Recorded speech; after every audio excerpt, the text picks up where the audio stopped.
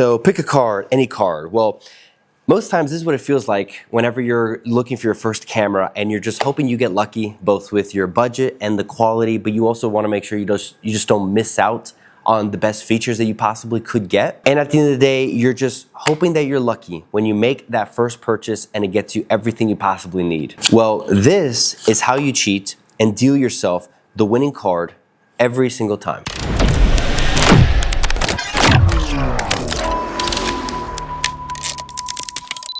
By now, you've seen this pretty much everywhere. I mean, it's like one of the hot topics of the end of this year. Now, if you haven't seen this product or as much as I'm talking about, then you know what? Slow clap for you. Good job. And I seriously mean that. You're touching grass more than the rest of us. Now, 50 days ago, this was released to the world, the iPhone 17 Pro lineup. And it's been everywhere. It's been featured in so many different experiments and used in so many different ways that I have frankly been blown away at the creativity. And it's inspired me to go out and do the same. So I've got some things coming up using this thing just to try and push myself. But this is everywhere. You cannot escape this.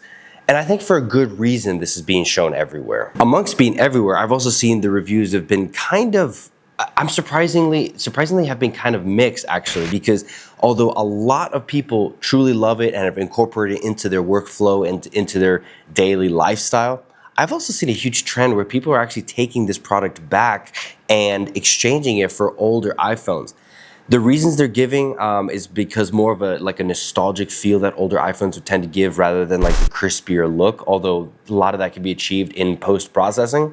So I'm not really sure about that, but I think also there's just a trend to, I think there's like trends to buck the trends. And so the reviews have been in a way kind of mixed where not 100% of people are liking this product, but actually there's been a good number of people that I've actually gone back to actually make it a point to return this product. So it's just everywhere, it's mixed. I think that this version of the iPhone is the best one going into 2026. As most of you may know, if you follow this channel from the very beginning, I started with my iPhone making videos because it was the best camera I had accessible. And for most of us, the best camera is the one that is within reach, and a lot of times is your iPhone. And now more than ever, because of the technology that they are able to squeeze into this, I would say that probably going into 2026, if you're gonna drop any amount of money on a camera, I think it may be the iPhone as a beginner camera, especially considering the fact that you can actually just turn this into like an actual little pro rig with the right kind of gear and stuff like that. Overall, the video quality is just very good. I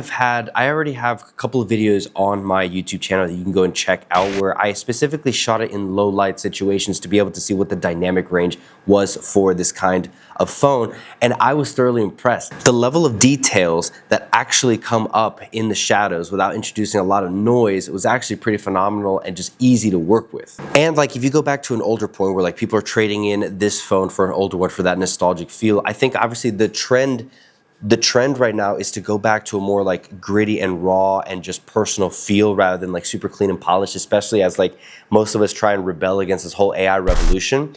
And so I think when you get those two things, the technology of this and then just the assets to create a nostalgic looking video, when they pair up, I think it's a wonderful situation because you can go either way with it and you're not bound to just one certain look. I understand that that's a look that some people go for, but if you're wanting to go into 2026 with a camera that is flexible, easily accessible, and can give you one or two routes depending on how you want to edit and develop your style, you cannot go wrong with the iPhone 17. And now color grading with this has actually been surprisingly fun. I think depending on the settings that you set on your camera whenever you're recording, will help improve the quality of your films. But I've been very surprised at how easy it can be, not even using other people's LUTs, but just kind of tweaking it on my own, just manually going in there and changing the settings. Yeah, I've been very easy, and I'm not gonna go technical into this because I don't know all the technical terminology. Again, I just wanna bring this from a beginner's standpoint. What could this work if you wanted to go into this field? If you wanted to use the footage straight out of camera, I've been also thoroughly impressed. It does kind of dim it down to the darker side. You'd have to light it up just a little bit, but it's a beautiful camera. Now, this is an absolute weapon when you pair it with the Blackmagic Camera App. It's a free app, but it essentially is an app that gives you further access into the controls of this phone. So you can choose the bit rates, you can choose a codec, you can choose log, different variations of log 1, log 2. You can do in Rec 709. And then beyond that, there's like peaking, there's zebra stripe. There's a lot of different features that, depending on how deep you want it to go into this craft, if you're picking up a camera for the first time and you want it to be your phone as well, and you want a lot of the pro features that would come typically with like a mirrorless camera or just a higher end camera, this one actually provides a lot of that. And then also the iPhone stabilization features built into the camera are already super good.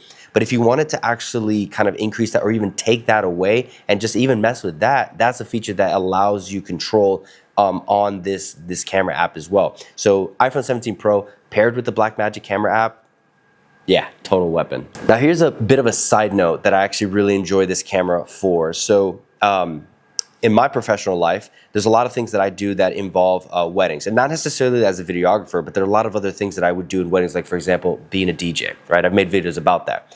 One of the things that I really like to do for practice, but then also just to build resume and then build like a portfolio and a reputation, with clientele, is I actually like to go around and make highlight reels of the events I'm at where I may not be the videographer. So like case in point, at a wedding, every wedding I go to that I may be DJing, I actually want to walk away with a reel, with enough footage to make a reel and send it to the bride and groom within 24 hours. It's led to more other businesses. I just like it, and then also builds up my portfolio. Go look at my last video. It builds up my B-roll footage pool, and so it affords me a lot of opportunity to do that. And I was in the very beginning doing this with a mirrorless camera. The problem is I felt like I was competing against the videographer and the photographer, and they were wondering, why is this DJ bringing out a camera when he's not even hired to do that? Well, everybody walks around with a phone. Everybody's walking around kind of taking photos and videos of things that they like. So at the end of the day, it just looks like the DJ really liked this venue or really liked that subject. Well, little do they know that I've put together enough footage to create a reel that I sent to the couple within 24 hours. I beat out everybody else. Now, I say all that to say, this is great because of how discreet it is. A lot of times you can go out in public, and if you're like a street photographer or a street videographer and you don't want to really get in people's faces or look like you're really snooping in or stepping into their private zone, this is good. You can get away with so much on this because nobody's going to suspect this. Now, I would probably suggest if you get the orange, just covering it up with like a different color that would mask that, because orange definitely sticks out. And then I would say like the last feature and the last reason for like the most immediate reason that I would choose this phone right now as a beginner going into 2026 is the action button. I've seen a lot of mixed reviews regarding this action button and how like it used to be like the switch. Now, I came from the 14 Pro Max, so we still had the switch. I forget where they would have hopped over to a button rather than a switch. I really love this action button because when it comes to grabbing content and extra material for your films, you can actually change that to serve other different functions. Me personally, I love getting just raw audio whenever I'm speaking to somebody that could fit into a video, or maybe last minute, like sounds that I did not plan to get but just came up last minute. I don't have time to grab an audio recorder, things like that. I actually have it programmed to where if I just hold it down, it starts taking audio. Now, it's very discreet because it's not going to show up on screen, but I've had it to where a lot of times if I'm talking to somebody that and what they're saying could lend really well into a video, I'll actually just discreetly just pull this up, press the button, now it's recording, set it down, and then just have a conversation. And they'll never know. Now, obviously, I get the appropriate permission, that kind of thing. So I'm not like intruding into anyone's privacy. But when you combine filmmaking features with this action button and you can just have it readily accessible, it's a really great tool. So I say all that to say, if you're thinking about a camera and you're wanting to drop, I don't know, $1,000, $2,000 on a camera going into 2026, thinking about starting a YouTube channel or just any kind of social media, I would probably most definitely recommend this one because of everything that I just described, and it's just a fun piece of tech to have. But you'll always have it with you, and you'll always have gear ready to go and make a video. So I really hope that helps. We'll see you guys in the next one. Thanks for watching.